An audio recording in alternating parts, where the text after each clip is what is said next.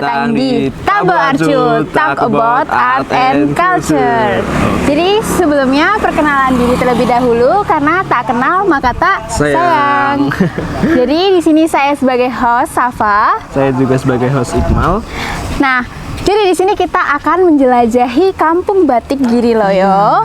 Dan di sini kita akan belajar membatik juga serta menjelajahi apa sih yang ada di Kampung Batik Giriloyo itu.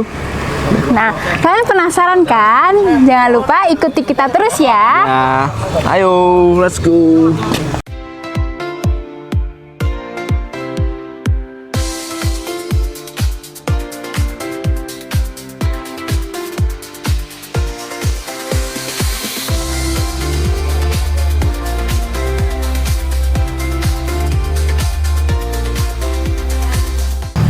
Nah, di sini kita sudah bersama Ibu Imaroh.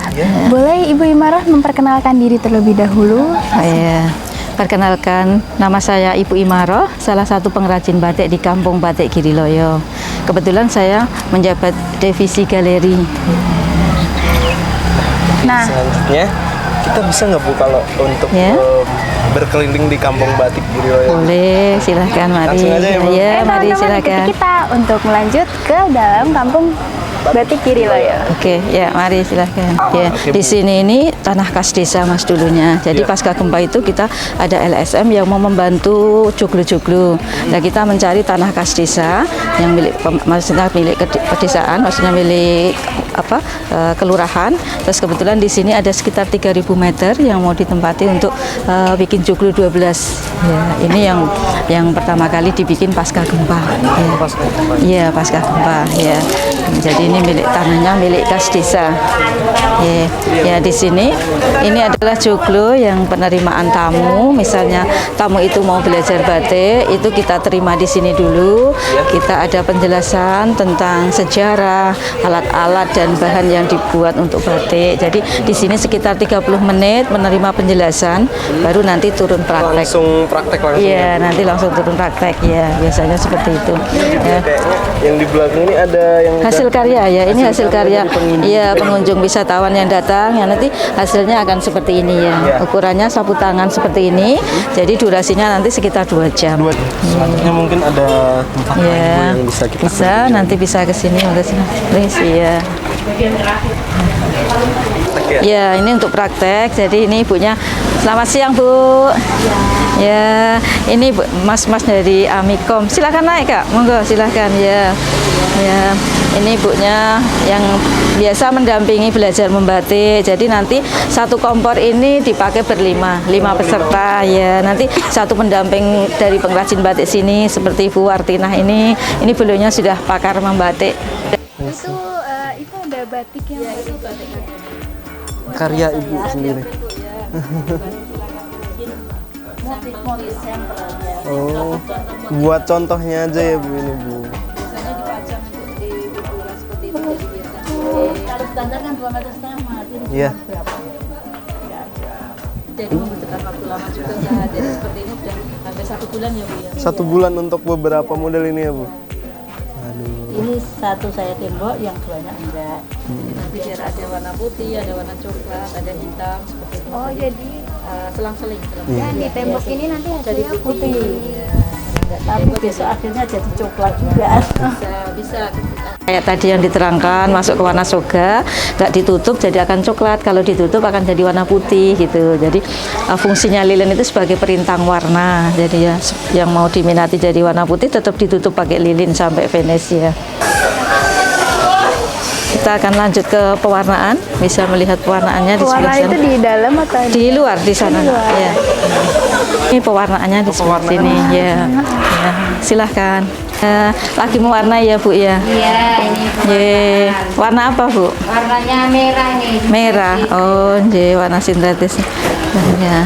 Ini hasil karya dari wisatawan yang belajar tadi seperti itu terus diwarnai Mas. Nggih, diwarnai ya. Biasa warna merah atau warna biru bisa. Nggih. Ini kita lanjut ke tempat selanjutnya. Oh iya, silahkan ya. Direbusnya di sebelah sini. Oke. Ya, merebusnya di sini, Mas. Ya. Tapi ini lagi enggak tahu kok 100 kok Didik. Rasanya. Oh, ini perebusan. Jadi lilinnya tadi melepas di sini, lepas di sini. Nanti ketika ini apinya dingin, ini membeku di situ, Kak. Bisa diambil, bisa didaur ulang lagi. Ya, jadi lilinnya akan membeku. Kalau apinya sudah mati, ini akan membeku dan nanti kita ambil jadi seperti ini, Kak. Ya, seperti ini. Ya, ini. Ini lilin. Ini lilin yang sudah membeku. Jadi ya, nanti didaur ulang lagi ya, ditambah ada parafin, ada getah pinus, getah damar, ada minyak lemak sapi kayak gitu. Itu nanti bisa untuk membatik lagi. Ya, ini karena belum ada yang direbus ya, udah diudak-aduk aja. Nah, nanti sebentar lagi kalau udah ada kainnya, Mas.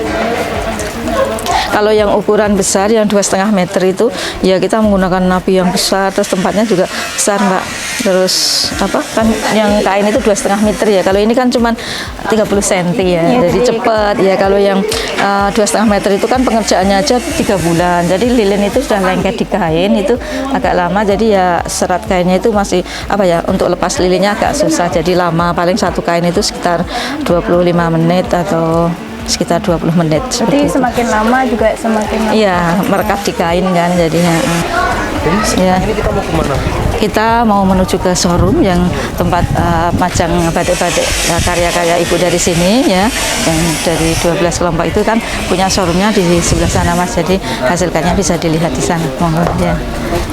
Jadi showroom itu tempat di mana batik-batik yang sudah jadi terus dipajang di sana. Iya, iya betul. Dan juga untuk dijual juga ya. Iya, iya dijual. Nah, iya. Ini ya, Bu. Galerinya, iya, galerinya di sini, Mas. Jadi ini adalah showroom dari Batik Giriloyo ya. Iya, Ibu? dari 12 kelompok, Kak. Oh, dari 12 ya, dari 12 kelompok kita taruh di sini semuanya. Jadi kalau dipajang di sini. Iya. Iya, di sini. Iya. Mari silakan. Ya, ini adalah showroomnya. Yang di sini kita untuk menampung kain-kain batik dari masing-masing kelompok ya. Jadi ada 12 kelompok tadi yang ditampung di sini.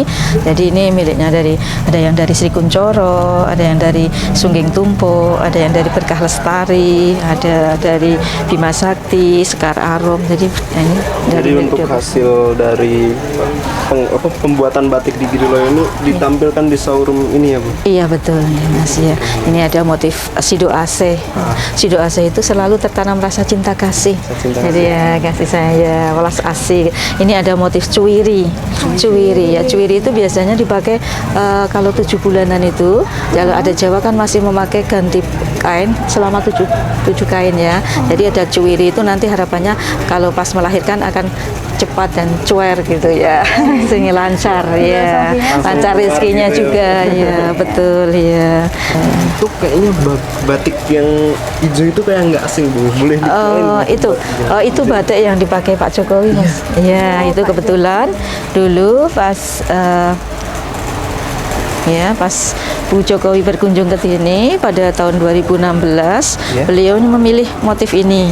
Ya, motif sigar semongko sebenarnya. Memang keluar dari pakai motif klasik, tapi karena dulu yang disukai itu warnanya, karena warnanya natural. Jadi warnanya itu dari kulit kayu mahoni, kulit buah jolawe gitu. Jadi tampilannya soft gitu. Iya. Enak gitu ya, Bu. Iya, elegan tapi ya. Untuk selanjutnya ini ada apa begini? Nah, ini untuk yang di display meja ini apa buatnya, Bu? Ini juga yang udah inovasi ya. Ini inovasi. Jadi ini kita lepas lilinnya, tidak pakai teknik yang tadi ya, yang kerok, tapi kita lepas lilinnya semuanya dengan cara direbus. Yang tadi. Ya. Jadi putihnya ini lepas lilinnya semuanya, ini jadi putih. Tapi akan kita kembalikan putih lagi. Jadi kita mengulang membatik lagi biar jadi putih. Karena kalau tidak kita kembalikan, nanti kita akan coklat seperti ini. Jadi nanti akan jadi coklat seperti ini ya. Tapi kalau kita kembalikan lagi, kita tutup pakai lilin, nanti kalau praktek membatik bisa tahu ya nanti. Nanti kita coba ya. Iya, bisa dicoba nanti ya. Ini tekniknya seperti itu ya. Jadi ini batik beda-beda ya, Bu? Iya, kalau yang kain semuanya batik tulis, Mas. Ini semuanya batik tulis karena di sini itu ada 600 pengrajin batik itu yang turun temurun. Jadi kita melestarikan yang tulis. Jadi sebisa mungkin memang cap tidak dibikin di sini. Tapi misalnya ini ada baju yang kombinasi cap tulis itu kita boleh menjual, tapi nggak boleh bikin di sini, bikin capnya. Ya, Kak. Dari semua batik ini kira-kira yang paling sulit dibuat itu yang mana? Oh, mungkin yang ini Kak. Ini yang paling sulit. Ya. Oh, ini karena detailnya ya sangat detailnya ini. ya Boleh detailnya. tahu ini batik apa Bu? Dan Ini motif. filosofinya itu seperti Oh iya, ini motif Wahyu Temurun. Wahyu Temurun. Ya, Wahyu Temurun itu mengharap wahyu dari Sang Pencipta ya. Ini lambangnya pakai mahkota ya. Jadi kayak ini ini mahkota. mahkota Iya, ya. mahkota. Kalau mau ini Garuda itu sebagai pengayoman. Jadi hampir semua motif klasik ada Garudonya. Baik seperti ini ya Bu? Iya.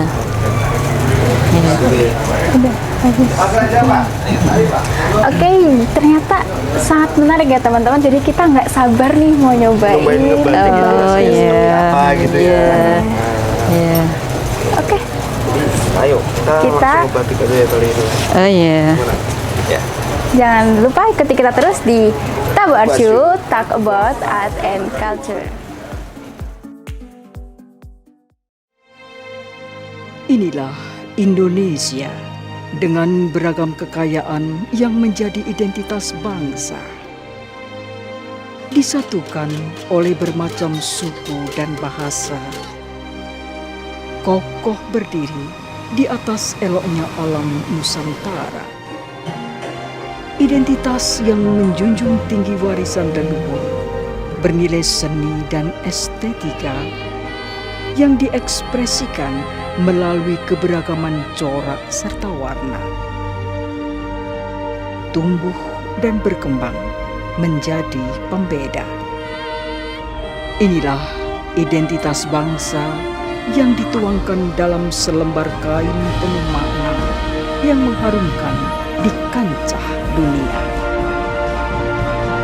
Solo, pelopor jati diri Indonesia.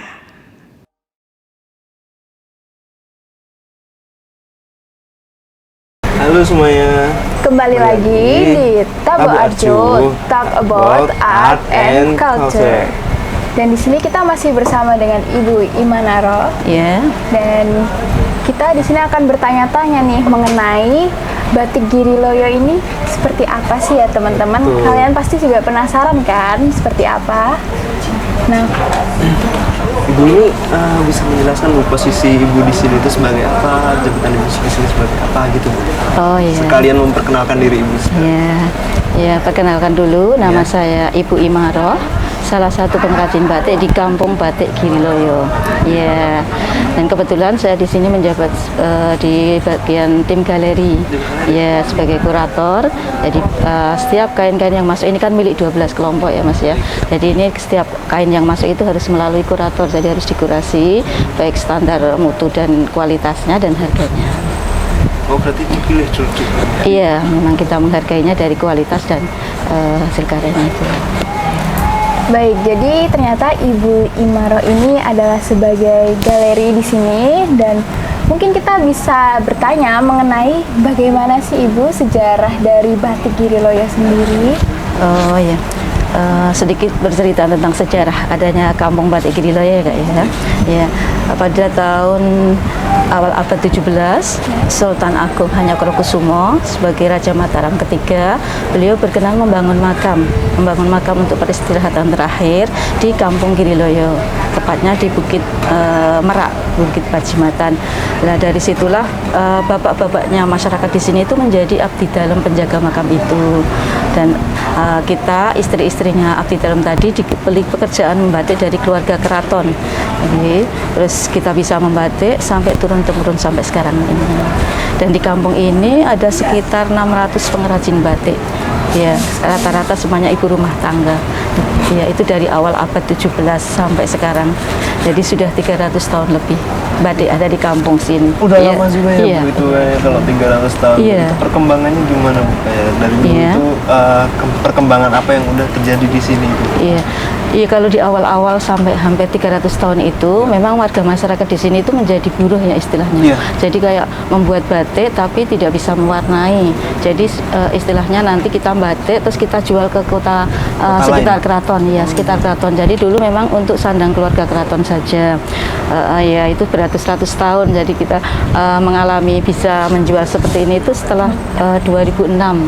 Ya, pasca gempa di sini ada banyak LSM dari pemerintah yang mensupport menjadi ibu-ibu di sini itu pekerjaannya setiap harinya apa. Kita bilang kalau kita bisa membatik tapi tidak bisa mewarnai seperti itu. Akhirnya kita dikasih pelatihan pewarnaan. Ya, kita bisa membatik, terus kita bisa mewarnai, akhirnya kita bisa menjual sendiri seperti ini. Jadi pada awalnya itu batik Giriloyo itu hanya untuk konsumsi dari keluarga keraton aja, betul iya. Mulai dari 2006 kita mulai untuk menjual ke pasar sendiri, atau iya. memproduksi dalam sendiri. bentuk kain sudah jadi siap jual. Iya, jadi dulu istilahnya cuma batik mentah disetor ke keluarga keraton sekitar keraton seperti itu. Kalau boleh tahu, kan ini kan bangunan pasti awalnya mulainya itu dari mana dulu nih kira-kira? Oh ya. Kalau untuk bangunannya itu awal mulanya yang joglo itu Mbak, itu dari LSM IRE. Ya, LSM itu memberikan bangunan-bangunan itu untuk penerimaan tamu-tamu yang mau belajar wisata. Ya, di sini itu mulai 2008, 2009 itu mulai dari ada wisata yang untuk anak-anak sekolah maupun dewasa yang mau belajar membatik singkat, short course gitu ya, 2 jam itu. Jadi itu mulai dibangunnya ini tahun 2008. Iya. Untuk pembelajaran batik ini sebenarnya untuk semua kalangan atau untuk hanya warga sini? Semua kalangan, bahkan dari mancanegara, Mas. Iya, yang hampir tiap hari ada yang dari mancanegara, Perancis, ada Jerman, Belanda, Australia, banyak sekali. Berarti Kampung Giriloyo ini menjadi minat salah satu wisatawan luar kota maupun luar negara gitu ya, Bu? Betul, iya. Alhamdulillah, dan 1 tahun itu mencapai 28.000 pengunjung yang belajar membatik, iya. Itu sebelum pandemi. Sebelum pandemi. Iya, setelah pandemi kita memang mengalami penurunan sedikit ya. Kita awal September kita buka lagi tahun 2021. Kita mulai buka lagi itu pertama kali 500 orang langsung, anak SMK Lamongan itu 500 langsung. Kita masih menggunakan protokol kesehatan, jadi kita memang baru Ukirsari yang dibuka itu baru batik dan Parangtritis ya yang dibuka. Iya, itu pun harus memenuhi protokol kesehatan ya. Jadi kita tetap tapi alhamdulillah semuanya lancar, aman ya. Sekali datang langsung 500 anak SMK. Iya. Cukup ramai pengunjung. Alhamdulillah, iya. Nah, jadi untuk apa sih yang membuat Kampung Batik Giriloyo ini berbeda dengan seperti batik-batik yang lain gitu, Bu? Oh ya, mungkin kalau di Kampung Giriloyo ini kan istilahnya batik-batiknya itu memang yang dikenal batik-batik klasik Keraton Mataram, Yogyakarta, Surakarta.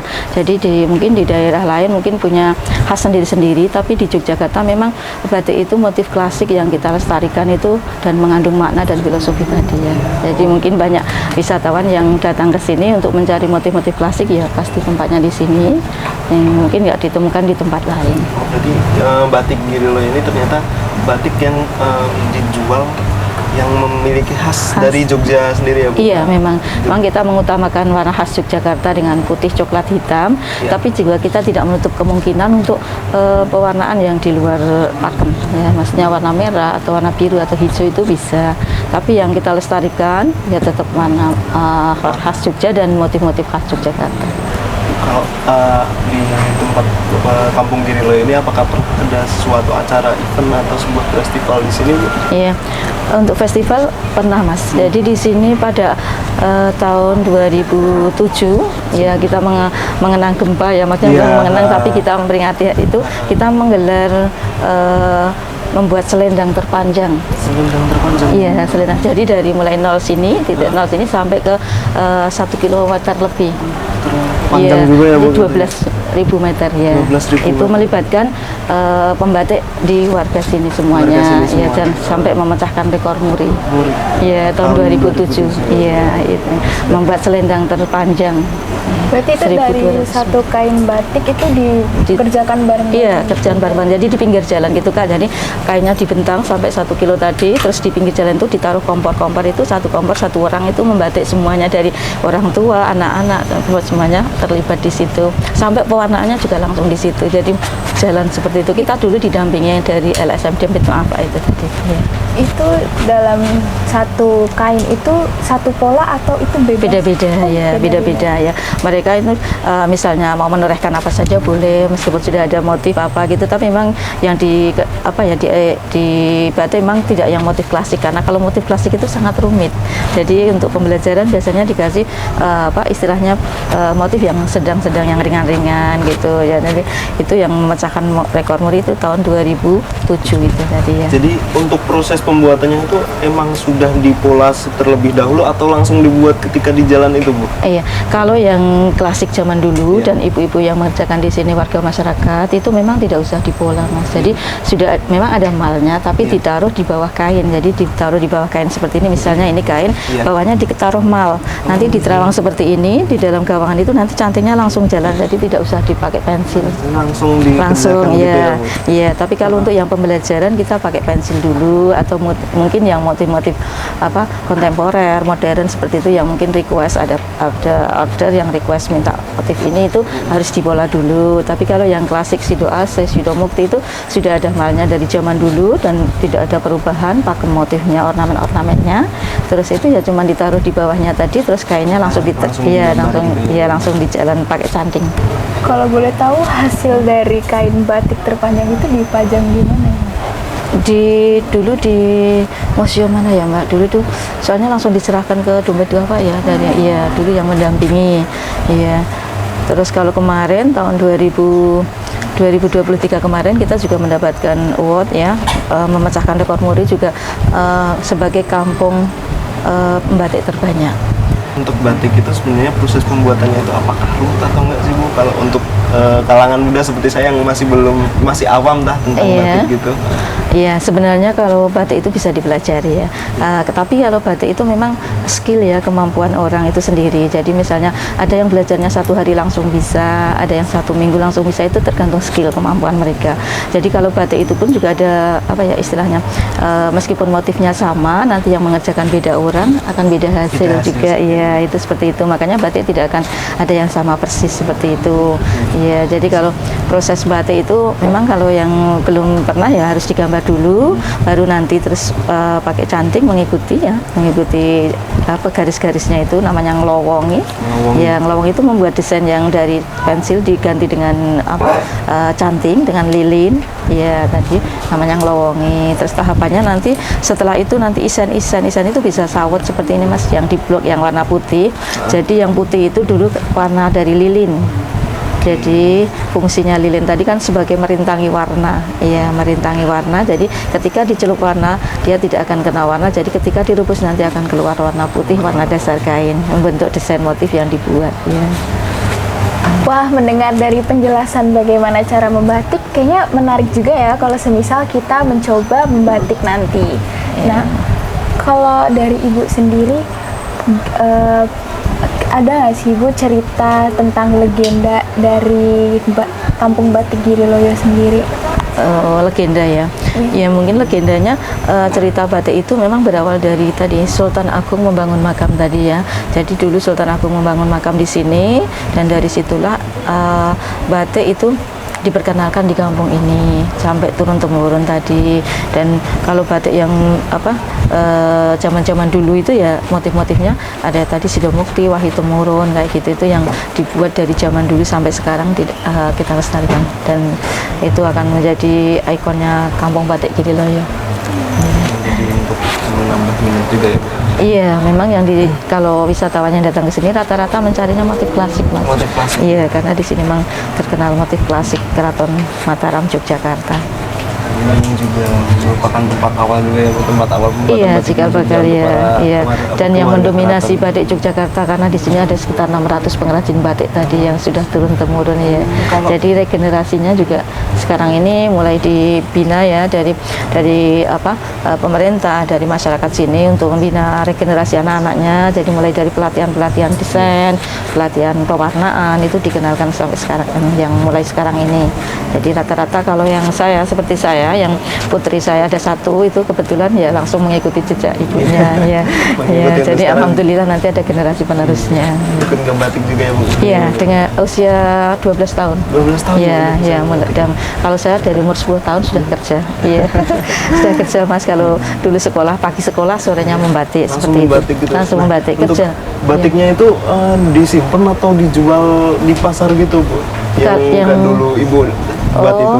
Kalau dulu itu anak-anak itu ngumpulnya di rumah tetangga, jadi nggak boleh megang yang punyanya ibu, karena yang punyanya ibu itu bagus. Jadi kita kalau untuk yang pemula atau yang mau nyoba-nyoba itu nggak boleh di rumah. Tapi ada tetangga yang memang dia mengumpulkan anak-anak yang mengerjakan apa saja yang dia kerjakan bisa, tapi dikasih upah juga. Kalau zaman dulu saya mendapat sehari itu Rp5 tahun 78 ya. Saya usia 10 tahun. Tahun 78 itu kayaknya uang Rp5.000. Rp5 Mas. Oh, Rp5. Rp5, tapi sudah dapat permen banyak itu. Jadi bisa bisa untuk uang saku sekolah. Jadi nggak usah minta dari orang tua ya. Kalau pagi sekolah, sorenya langsung batik di rumah tetangga. Banyak itu sekitar 10 anak dulu yang gabung sama ibu-ibu itu. Semuanya belajar membatik di rumah tetangga itu. Iya, tadi saya dengar untuk 600 pengrajin batik ya. Iya. Itu 600 pengrajin batik itu apakah dari lokal, dari kawasan Giriloyo itu atau udah tersebar kemana-mana? Di kampung Giriloyo saja. Dari Iya. warga di Giriloyo berarti? Iya, di kampung Giriloyo kan memang terdiri dari 3 dusun. Ada satu dari Karangkulon yang di sini, terus ada ke timur lagi ada namanya Giriloyo, dan satu lagi Cengkehan. Jadi 3 dusun itu yang 600 pengrajin batik itu di 3 dusun, tapi terkenalnya memang satu kampung Giriloyo. Seperti itu. Nah, kalau dari batik Giriloyo ini apa hanya menghasilkan kain aja atau sudah ada inovasi seperti baju atau mungkin dress atau Oh iya, kalau zaman dulu memang kita semuanya cuma kain Kak. Iya, terus seiring dengan zaman kita dikasih pelatihan, mulai dari bikin desain minimalis yang dari pecahan dari motif musik misalnya Sido Mukti atau motif pecahan dari Sido Aceh, seperti itu kita bikin minimalis untuk membuat baju. Jadi dibikin baju yang sekiranya biar motifnya tidak full dan mengurangi efisiensi waktu mungkin. Jadi karena kalau batik tulis itu kan satu kain ukuran 2,5 meter itu dikerjakannya sampai 2 bulan, bahkan ada yang 4 bulan. Paling cepat itu 1 bulan. Itu yang bisa Mbak lihat nanti, itu 2 bulan itu, 1 bulan itu paling cepat ya. Jadi ada yang sampai 4 bulan juga tadi. Terus kita dilatih untuk membuat desain minimalis untuk dibikin baju seperti yang saya pakai juga, ini hasil dari pelatihan juga ya. Ini desain minimalis, terus dibikin baju, ada dibikin kemeja, dibikin ada shal, ada sajadah juga. berarti udah banyak ya bentuk inovasi dari batik Giriloyo sendiri. Ada banyak ya. Yang di display ini sebenarnya juga dijual ya Bu? Iya, ini dijual. Ini miliknya 12 kelompok. Jadi masing-masing kelompok naruh barang-barang di sini untuk dijual bersama gitu. Selain punya showroom masing-masing di kelompoknya sendiri-sendiri. Ini tiap kelompok itu berarti tiap gantungan itu ya, tiap rak-rak ini atau gimana? Beda, kita acak saja, jadi biar tidak ada kecemburuan ya. Jadi biar mereka takutnya kalau di sini kok saya taruhnya di belakang gitu, jadi nggak enak. Jadi kita acak saja. Jadi dari masing-masing kelompok ada di tiap step-step, ada di bagian gantungan-gantungan itu masing-masing. Untuk 12 kelompok ini ya, untuk 12 kelompok ini apakah mereka itu membuat satu pola batik atau mungkin mereka bebas membuat pola batik? Bebas, mereka motifnya hampir sama, tapi yang membedakan itu kualitas. Iya, hasil kualitasnya masing-masing dari pembatiknya, dari kelompok mana itu akan beda-beda. Ada yang halus, ada yang kasar, ada yang harganya seberapa gitu, beda-beda. Tapi kalau untuk pakai motifnya hampir sama-sama. Tidak ditentukan yang di kelompok mana harus pakai ini enggak. Di setiap kelompok itu ada targetnya gitu nggak sih Bu? Kayak misal nih satu kelompok menghasilkan berapa batik atau mungkin Ya, kalau untuk di showroom batik Kirilo ini sendiri ya Kak ya, ini memang ada aturannya ya. Jadi setiap kelompok itu bisa naruh barangnya di sini ini dari persentase jumlah anggotanya.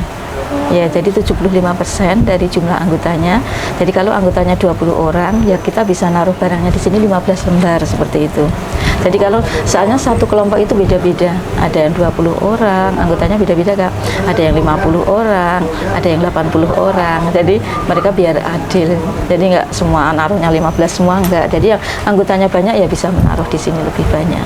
Berarti satu kelompok itu kan terdiri dari 20 orang. Nah, Iya. 20 orang itu berarti masing-masing itu menghasilkan batik sendiri. Iya, dari kelompoknya masing-masing. Jadi misalnya saya dari Sri Kuncoro ya, saya ada anggotanya 20 orang, saya bisa naruh 15 lembar. Nanti saya bawa dari ibunya, dari Ibu Wasinga, ada Ibu Bahria, ada Ibu Risna seperti itu. Ya, mereka punya di kelompoknya misalnya seperti itu. Jadi kalau boleh tahu nama kelompoknya apa aja Mas? Oh, yang di Paguyuban. Oh iya, iya. Ya, kelompok di sini ada 12 kelompok itu, mulai dari yang Karangkulon itu saya sendiri Sri Kuncoro. Ya, itu diambilkan dari nama motif batik Kak. Jadi dulu itu kita mau buka usaha itu kita mencari motif batik yang sekiranya kita suka. Ini namanya Sri Kuncoro, ya Dewi Sri atau padi atau apa identik dengan pedesaan gitu. Terus ada Berkah Lestari, itu yang awal-awalnya berdirinya 2006 tadi, awal pasca gempa. Ya, kalau saya 2008 mulai berdiri, tapi kalau yang Berkah Lestari itu 2006 sudah berdiri. Ya, terus ada apa? Sungsang, ada batik Bima Sakti, ada batik Giri Canting. Ya, tapi berdirinya memang beda-beda. Jadi ada yang menyusul kayak gitu. Terus Kiriloya itu ada Sekar Arum, batik Sidomulyo, ada batik Sidomukti, ada batik Sekar Kedaton, ada batik Sungging Tumpuk. Kalau yang di Cengkehan itu ada batik Sukamaju, ada batik Giri Indah, ada batik apa ya? Yang Cengkehan itu ada Sidomulyo itu di Cengkehan, Sidomulyo di Cengkehan ya. Jadi satu wilayah itu 4 kelompok. Jadi 12 itu dari 3 dusun. Ya. Nah, ternyata pembicaraan ini sudah cukup menarik ya teman-teman. Apalagi batik ini ternyata jika kita dalami itu punya banyak keunikan. Inovasi dan keunikan tersendiri dan memiliki arti tersendiri juga. Iya. Semuanya ya. Nah, mungkin segini aja ya Ibu pembicaraan dan terima kasih sekali sudah membantu kita untuk memperkenalkan batik Giriloya ini. Mungkin selanjutnya kita itu akan jalan-jalan dan melihat batik secara langsung gitu ya Bu. Mungkin atau kita bisa belajar membatik Boleh atau selanjutnya ya. gimana. Iya. Jadi teman-teman tetap ikuti keseruan kita hari ini ya. Jangan pergi dari manapun pokoknya. Langsung ikuti terus di sini. Oke ya. Tetap di Tabu Arcu, talk about art and culture. Adi,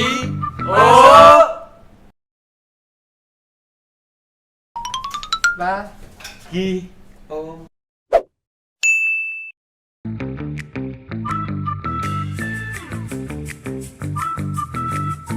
Sumur kering nih. mau minum apa?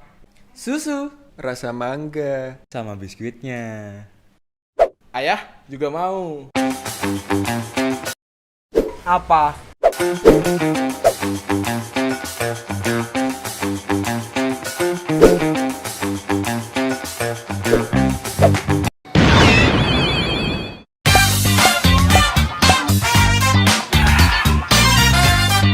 Andi, ibu yang memberikan susu itu diminum ya nak.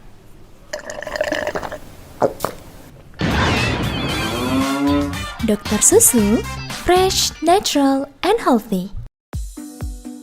Kita kembali lagi di Tabu Arcu, talk about art and culture. Jadi di sini kita akan mencanting bersama Ibu Imaro dan di sini kita bakal didampingin dari proses bagaimana kita mencanting nanti. Kalian pasti penasaran kan dengan keseruan kita? Terus ikutin ya. Nah, ini untuk proses awalnya itu sebenarnya gimana? Kasih contoh ya Mas. Iya, silakan jadi Ibu. ini ini kan kita ngambilnya sedikit saja, tidak usah penuh-penuh, jadi segini cukup ya. Terus kita gores-goreskan ini biar nggak netes. Kalau kita sudah terbiasa kita ini, tapi ini panas. Terus kita antarkan gini, posisi kain kita miring 45 derajat seperti ini. Terus kita ini cantingnya nempel, terus ditarik seperti ini. Ini sudah mengalir sendirinya, tinggal ditarik seperti ini ya. Tidak usah terlalu ditekan. Ini sudah mengalir sendiri. Nanti diimprove isian yang kosong-kosong ini bisa kayak tulang-tulang daun seperti ini bisa. Berarti untuk yang kosong-kosong itu kita bisa isi sendiri gitu ya Bu? Kita isi ya. Mau diisi apa saja boleh karena batik itu adalah karya seni ya. Jadi art ya. Jadi bebas mau dikasih apa saja boleh.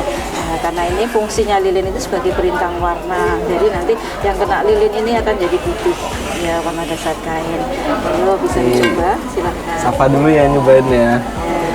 Posisi 45 derajat. Iya, diingat-ingat nih 45 derajat dan ini panas bro. Panas ya. Kelihatan nih asapnya nih. Sedikit ya. Dikit aja ya. Nah itu belum ngambil ya Mbak? Enggak Kak. Posisinya agak tengah deh Mbak, biar nggak netes terus. Jadi ya seperti ini terus ya. Coba ditorehkan. Nempel. Terus ditarik. Cantingnya agak coba yang ini Mbak, yang bagus ini sekitar itu masih agak menyumbat, mungkin kurang panas nih panasnya. Kalau sudah dingin ngambil lagi Kak. Sering-sering harus panas gitu ya Bu kondisinya. Harus panas, harus nempel, awas sekali ya, jangan terlalu nunduk ujung cantingnya ya. Jadi posisi kainnya yang dimiringin biar keluarnya agak kecil ya, posisi kainnya yang miring biar keluarnya kecil. Susah Kak? Susah. Kalau untuk awal-awal kayaknya biasa. Kalau ibu-ibu di sini rata-rata dari umur 5 tahun, 10 tahun. Dari kecil ya Bu. Dari kecil. Batik itu seperti dikategorikan untuk tempat bermain dari ibu-ibu gitu ya Bu. Dari kandungan sudah menjadi banyak membatik. Iya. Karena dari ibu banyak membatik. Ngambil dulu ya Bu, ngambil. Terus digoreskan, nanti ada seperti ini. Oke, kita miring 45 derajat. Lurus aja. Tremor Bu saya takut belum pernah nyobain Bu. Rata-rata seperti itu karena baru lulus. Kalau sudah 10 menit atau sudah menguasai jalan, mungkin udah terbiasa gitu ya. Biasa, nanti udah mengikuti jalannya cantik itu sudah bisa mengatur. Sudah dari jam 9 sampai jam 4 paling isoma itu saya. Tapi kalau sehari tanpa batik rasanya Kayak ada yang kurang ya Bu menjalani hidup gitu ya.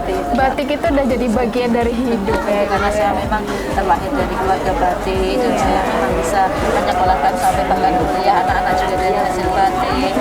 Ini cuma saya menjadi buruh sekarang menjadi istilahnya jadi usaha, maksudnya punya usaha sampai bisa menjual sendiri itulah apa ya istilahnya yang menopang ekonomi keluarga saya dari macam di kalau yang di asik banget ya Kak Iqbal. Kayaknya enak ya kalau udah biasa tuh kayaknya. Udah mulai merasain bagus itu lagi. Aku kasih isan-isan boleh bebas nggak apa-apa. Iya. Kasih garis-garis gitu. Garis. Jadi variasi. Boleh. Gimana ini garisnya? Gini. Terserah Bu ini Bu. Oh bebas ya. Oke gini aja ya. Ini kayak borong ya. Bebas nggak apa-apa. Nah ini kalau selanjutnya itu proses apa lagi Bu? Prosesnya nanti kalau sudah selesai membatik diwarnai. Oh diwarnai. Jadi nanti ini mau diwarnai merah atau biru nanti dicelup. Ya dicelup. Oke, jadi kurang lebih seperti itu. Jadi kurang lebih seperti itu ya teman-teman. Mas Iqbal aman? Aman ya? Ya cuman karena kena asap doang ya. Asapnya luar biasa Pak. Nah, mau tak turunin. Nah. Jadi kurang lebih seperti itu kita mencanting dan nanti kita akan lanjut ke proses selanjutnya yaitu mewarnai. Nah ini bagus ya untuk hasil para pemula ini cukup bagus kayaknya. Bagus nggak Bu kira-kira menurut Ibu? Bagus ya Bu. Nggak banyak tetes, ambil sedikit itu karena kalau habis ambil panas langsung kalau ujungnya cantingnya nunduk akan blobber seperti ini Kak. Tapi harus miring tadi. Jadi kalau lalu nunduk akan blobber seperti ini. Ya namanya juga pemula nggak apa-apa. Besok belajar lagi ya. Iya. Besok kesini lagi lah kita belajar lagi. Nah ini kita udah selesai membatik. Kalian penasaran nggak dengan hasil dari kita berdua ini? Dirasa 1, 2, 3. Iya. Bagus ya, untuk pemula ini udah bagus ya kayaknya ya. Belum banyak Iya. batas ya. Sebenarnya sudah bagus ini Untuk oke, ini untuk tahap selanjutnya ini apa? kita mau pewarnaan. Pewarnaan Iya, ya? nanti pewarnaannya di sebelah sana. Sebelah sana, oke. Ya, sebelah lagi. Ya. Ayo guys, kita Yuk, lanjut ke pewarnanya. Aku mau bujuk. Ya, ini perendaman. Proses perendaman itu fungsinya biar warna nanti mudah menyerap ke kain. Jadi ini ada kanji, biasanya kalau kain putih itu biasanya kan masih ada kanjinya. Jadi ketika direndam biasanya kalau rendamnya itu pakai TRO, sejenis deterjen. Ya, sejenis deterjen tapi yang belum mengandung soda api. Ya, terus nanti direndam seperti ini asal sudah basah biar semuanya rata, sudah basah semua. Terus nanti kita masukkan di warna pertama ya. Yang warna pertama itu namanya warna naftol. Ini jenis naftol ya. Kita masukkan sini. Ya, sekarang kita pakai kaos tangan. Warna hijau gitu ya. Ya, hijau kekuningan. Nanti muncul warnanya mau merah atau mau biru, mau hitam itu nanti di garam naftol. Yang proses selanjutnya Iya, proses selanjutnya. Ini masih proses warna dasar itu rata-rata warnanya hijau kekuningan seperti ini. bisa milih ya Bu untuk proses selanjutnya mau warna apa gitu? Iya, bisa. Misalnya request mau minta di sini warnanya biru dongker, bisa. Itu kan hari ini yang ada warna merah. Wah, yang ada warna merah. Ya, nah, seperti ini. Terus kita celupkan ke garam naftol. Jadi nanti muncul warnanya di situ. Jadi proses yang ini Bu. Ya, ini garam naftol. Nah, kita dapat warna merah ya teman-teman. Di sini merah pemberani ya. Ini baru satu kali warna. Jadi misalnya mau menghendaki warnanya lebih pekat, kita ulang lagi. Jadi minimal 2 kali pencelupan. Selanjutnya kita akan melepas lilinnya dengan cara direbus ya. Ini. Bentar. Ya. Kita masukin sini. Ya. Nah, kita jadi masukkan kayak gini. kita sudah masuk ke ini proses fungsinya perebusan. melepas lilin. Melepas Ya, jadi yang jadi- tadinya itu warna Ya. coklat gitu ya Bu. Ya, itu yang gold tadi Oh, ya, itu jadi langsung putih. lepas, Jadi Langsung lepas fungsinya putih gitu. lilin sebagai perintang warna ya. Ini jadi putih ini. Tadi warna dasar kain kan putih, terus ketimpa lilin, diwarnai nggak kena warna kan jadi putih. Kalau dilepas kayak gini. Jadi Ini bagus banget ya warnanya jadi ya, merah putih. ya. Ya, seperti ini. Hasilnya udah jadi. Hasil dari apa kerjaan kita tadi ya teman-teman ini ya. Ini Hasilnya bagus sekali ya, merah putih Indonesia di Nada. Ya, merah putih. Ini Biasa aja. bilas sih, untuk bilas aja. Buat ngebersihin Ini udah gitu jadi ya. buat gimana? Nah ini tadi kelihatan ya kalau Iya. bisa badik itu makanya kalau di sini itu 2 sisi Kak. Jadi makanya lama itu karena badannya itu atas bawah 2 sisi. Jadi ditimpa dari belakangnya. Lah ini yang nggak ketimpa dari belakangnya temaram ya kemasukan warna jadi nggak jelas. Jadi harusnya kalau bisa itu nampak jelas depan belakang ya seperti itu. Ya. Mungkin kita lain kali bisa nyobain lagi Iya, ya. dan Bagus nyobain lagi. lebih bagus Iya, lagi. kan sudah tahu tekniknya nanti terus oh jadi seperti ini tuh karena seperti ini gitu bisa itu pembelajaran itu udah cukup ya. Ya, Udah berarti kita ini untuk jemur. proses selanjutnya ini apa lagi? Tinggal penjemuran. Oh, tinggal penjemuran. Ya, jadi ini tinggal dijemur sudah jadi. Tinggal dijemur dan jadi Setelah dijemur berarti udah Udah selesai. ya, Bu? selesai. sudah selesai tahapannya. Sudah selesai. Wah guys, ternyata kita tinggal 1 tahapan lagi, yaitu kita akan menjemur. Nah iya Bu, jadi ini udah di sesi akhir acara. Jadi saya berterima kasih banget untuk kepada Ibu Imaroh dan Kampung Batik Giriloyo ini karena udah menerima kami dengan baik dan juga udah mengajari kita untuk proses membatik dari awal sampai akhir, terus ngenalin batik-batik dan lain-lain. Makasih banyak ya Bu Ya, sudah mau sama-sama. direpotkan. Ya, sama-sama. Ya, sukses selalu. Iya Bu, amin, terima kasih. Nah, sekarang kita sudah di penghujung acara dan kalian pasti penasaran kan kita mau kemana selanjutnya? Tunggu terus kejutan dari kita, yaitu dari Tabu Arcu, Talk About Art and Culture. Dadah. Dadah.